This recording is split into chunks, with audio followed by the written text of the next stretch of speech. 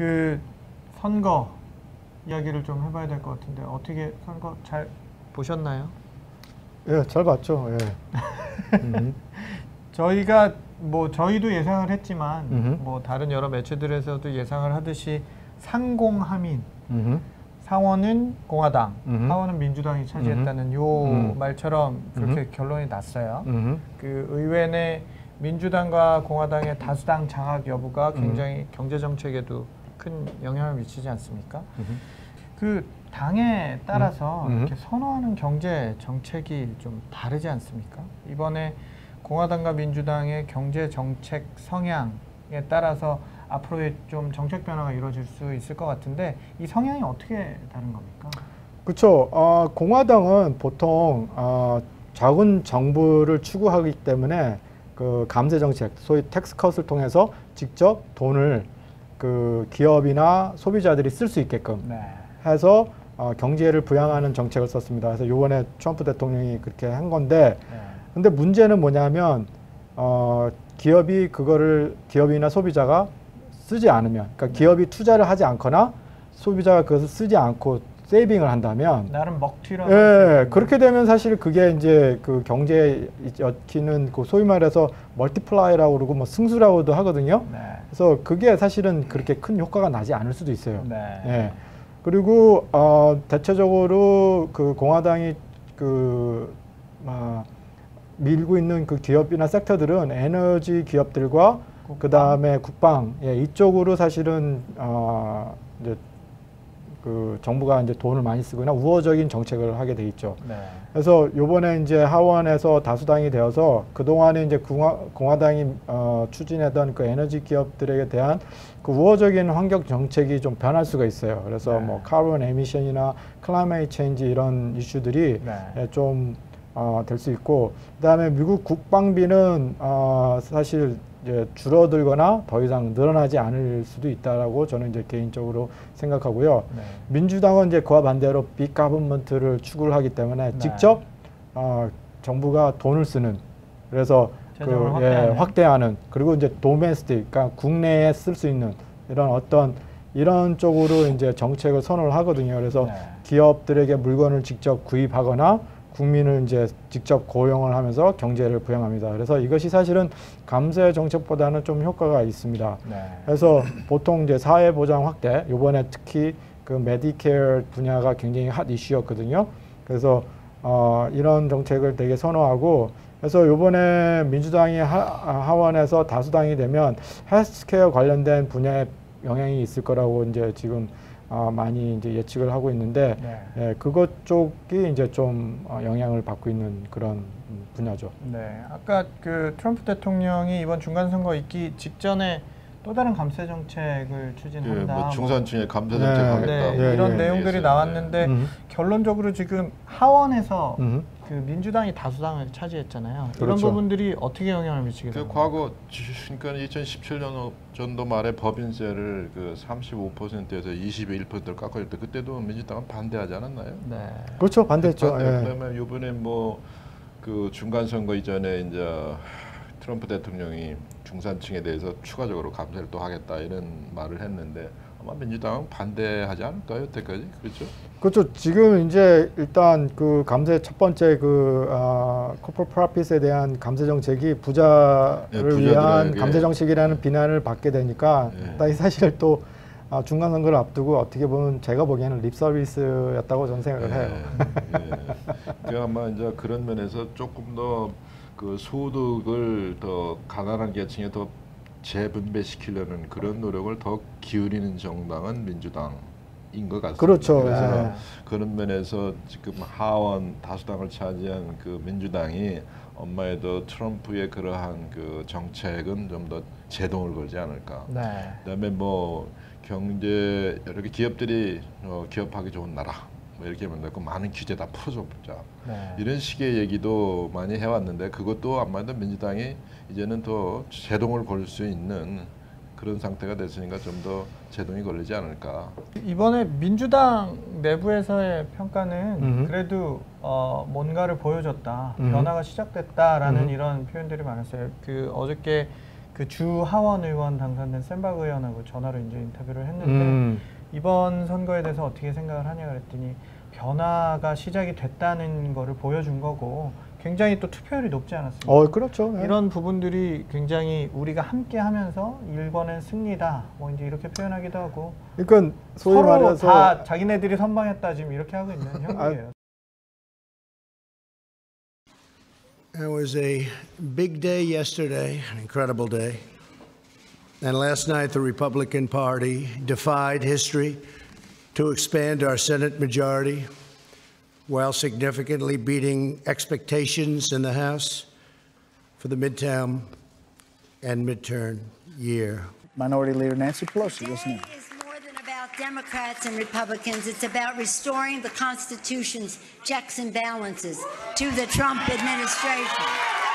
저는 개인적으로 엄청난 공세를 했는데 초반에는 사실은 밀렸죠, 공화당이. 그리고 민주당이 압승할 것 같이 예상을 했었는데 사실 그래서 지난번에 10월 달에 주식시장이 굉장히 크게 컬렉션했던 3대 요인 중에 하나가 첫 번째가 민주당이 압승하게 되면 백악관은 공화당, 트럼프가 대통령이 집권하고 그 다음에 의회는 민주당이 되면 가장 사실은 주식시장에게 안 좋은 시나리오거든요. 교착 상태. 예, 왜냐하면은 굉장히 서로 이렇게 아무것도 할 수도 없고 이런 상태이기 때문에 근데 지금은 사실 상하가 이렇게 나눠져 있는 그러니까 민주당이 일단 하원을 이렇게 들어가긴 했지만 압도적으로 들어가지는 않은 상태고 일단 오히려 또 상원은 공화당이 2석을 더 얻었기 때문에 사실 또 상원 입장에서는 막 또 어떤 그 어젠다에 있어서 막 그 민주당의 투표를 또 얻을 필요도 없잖아요. 왜냐면은 지금 과반수 51에다가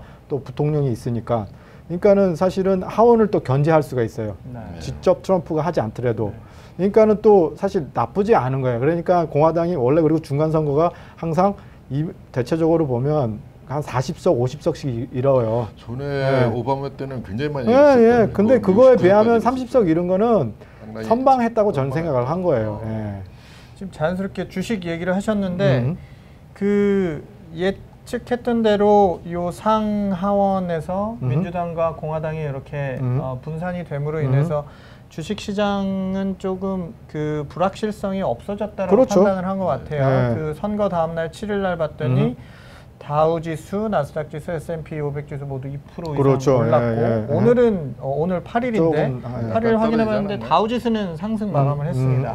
다른 지수들은 떨어졌는데 불확실성 측면에서 주식시장에는 일단 뭐 호재로 작용을 한 거는 같습니다. 어떻게 보십니까 앞으로?